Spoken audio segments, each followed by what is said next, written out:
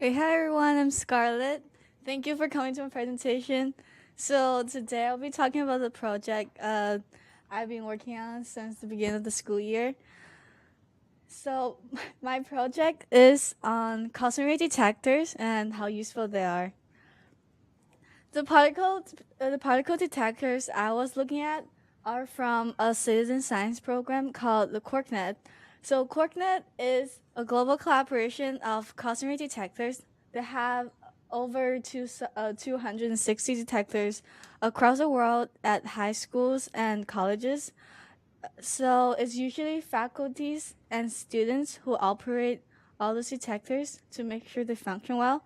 So all the data collected by those detectors are uploaded to the eLab that everyone can get access to. So that's how it's a citizen science program. Some school have this detector in their physics classroom that the students can do some basic particle physics research. So the eLab also has a lot of analysis tools that you can analyze the properties of these particles. So the one I was using is called the flux study. So you can study how much particles is passing through a certain area at a certain time. And it can also be used to analyze lifetime or the flight time of the particles. So what are cosmic rays? Cosmic rays are particles, high energy particles that are coming from outer space and travel at almost the speed of light. So they're constantly hitting Earth about every square centimeter on the atmosphere. Um, they have several cosmic ray hitting every second. So when the primary cosmic ray particles pass through the atmosphere, it creates an air shower like this.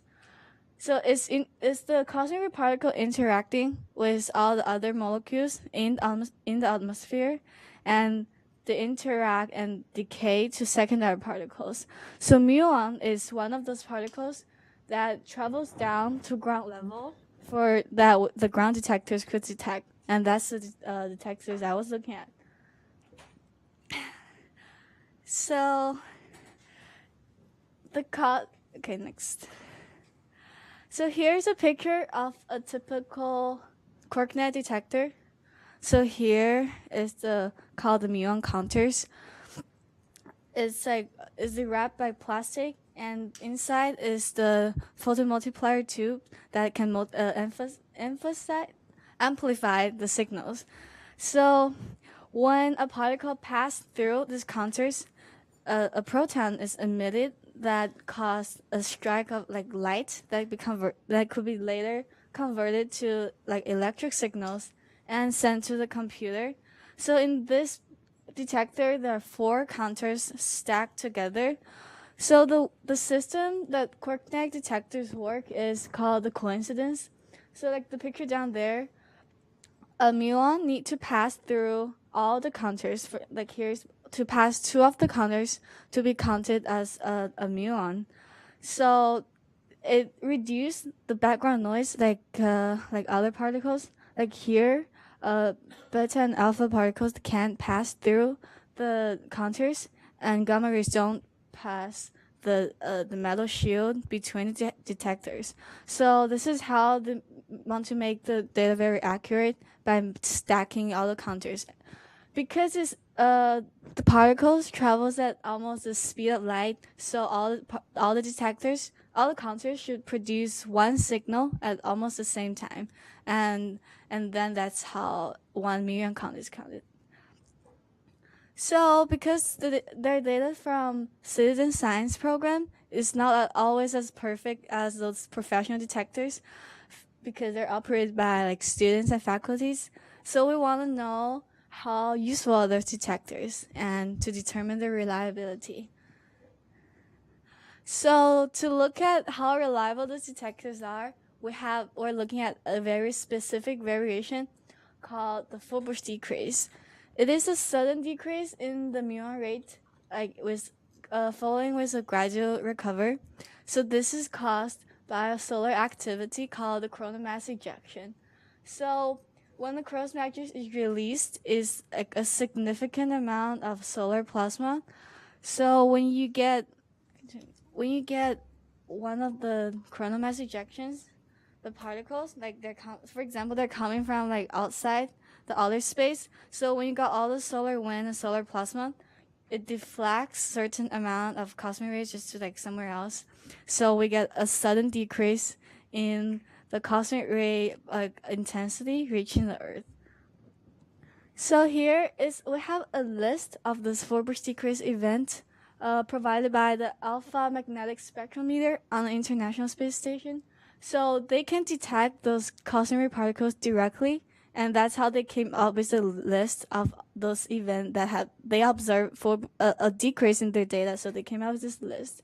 So I have chosen 3 dates from June 2015, December 2015, September 2017, with their corresponding coronal mass ejection arrival time and the solar flare. So you can see that the coronal mass ejection arrival date is usually 1 day earlier than a decrease, and the solar flare, for the one on December, the solar flare X is the highest level of solar flare, and the ones on 2015 are M, the second highest level. So here is a map I made for the December 2017 event. All the red marks are the detectors that did not have enough data, and the green ones are the detectors that had observed a full burst decrease. The yellow ones are the ones that had enough data, but we can't see a clear variation in the data.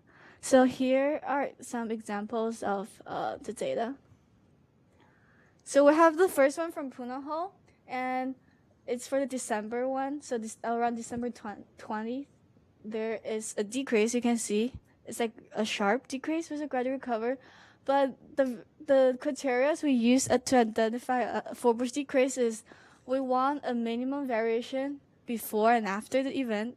So for the Punahou one, they had like a lot of variations before and after. So we don't count this one as a full burst decrease. So for this one, a Hill City, and here, the variation before and after is like relatively more stable, and all the percentage we have calculated is between 3% to 6% in the decrease. So those two are counted as a full burst decrease. So compare our data with some like professional detectors. So this one is from called the Hulu Neutron Monitor at Finland. So around December 20th, you can see a decrease in the neutrons. The neutron is also another secondary particles produced by the cosmic rays.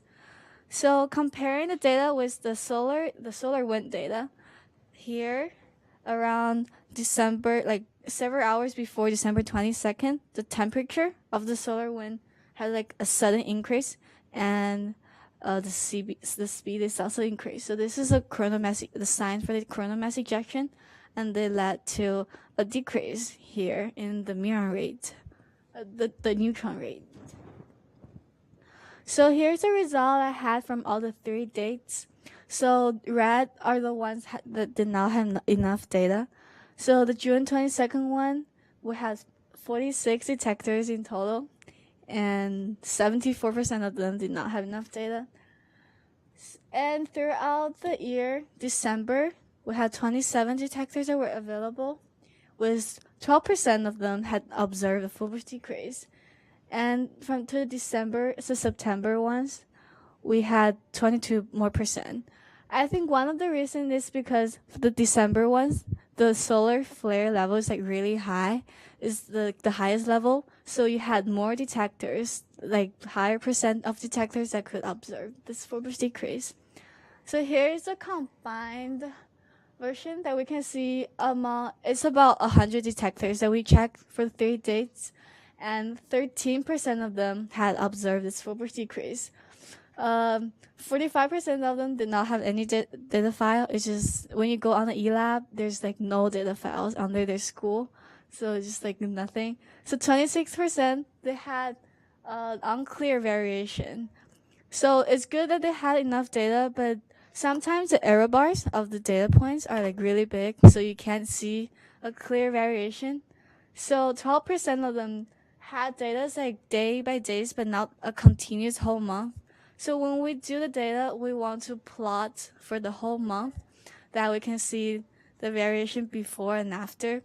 So if the data is not continuous, uh, we can't like just conclude from their data.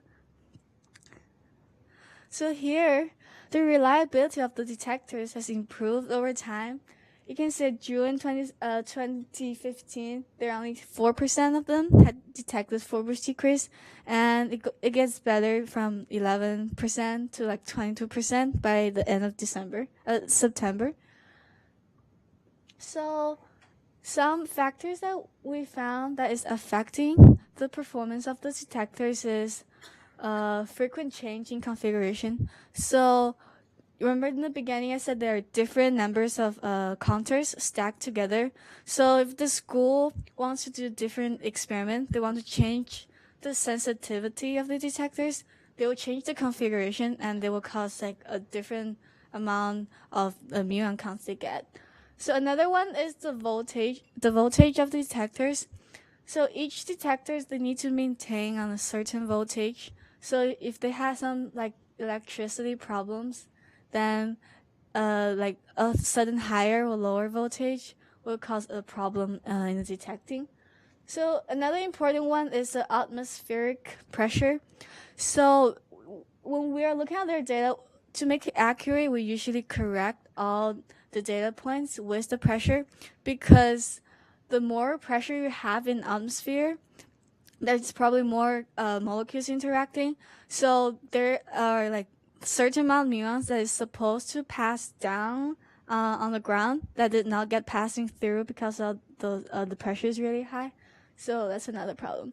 And the other one is just the operation of detectors. Like some schools are just not taking care of their detectors. So all the detectors, like they really need people to check like every day and just check the data on the labs.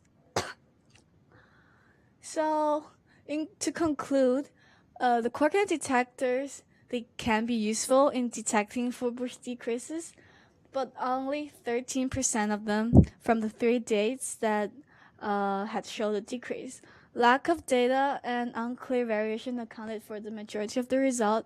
So you can use their detectors to study like the effect of coronal mass ejections on the muon counts, but you need to really be careful when you look at those detectors. So you want to choose those detectors that had enough data and continuous data.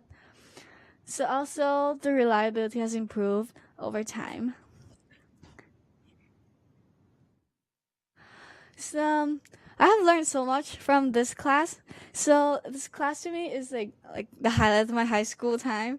It's always like really exciting that you can like contribute a little bit to science. So if you're interested in science and you want to do like a project by your own, just definitely take this class next year or like junior year, senior years anyways. So it could be like anything that you want. So it could be like any topics you want. So it would be a great experience. The world is yours to explore. So I just want to thank you, Dr. Chen, for all the advice and help for all this time. So I came in the beginning of the year, has no idea about how to do research, and Dr. Chen helped me through like the whole process. I also want to thank Dr. Bendy and Dr. Jones for helping me on understanding how to use the coordinate data. It took me a while to figure out how to use their data. And Dr. Jones had been giving me the list of the full bush event, and he's been really helpful and patient on answering all my questions. So I also want to thank my Period 3 research class for all the support. And so I think I am really happy that I met all your like amazing people doing amazing projects. So thank you for all the support and the food we had at class. So in the last, I want to thank you all my friends, like my friends and my dorm families for all the support all this time. I know I've been practicing my science fair presentations on you for so long. So yeah. Oh, okay. I also want to thank my mom and dad for just sending my pictures to my grandparents of me in the science fair, and send it to all my family group chats, although they have no idea what my project is. So just thank you everyone for all the support so far. Thank you. Oh, if you need any help on your on the understanding my project, just come and ask me. I promise, if you don't get your extra credit, I will buy you lunch for a week. Okay, just come and ask me.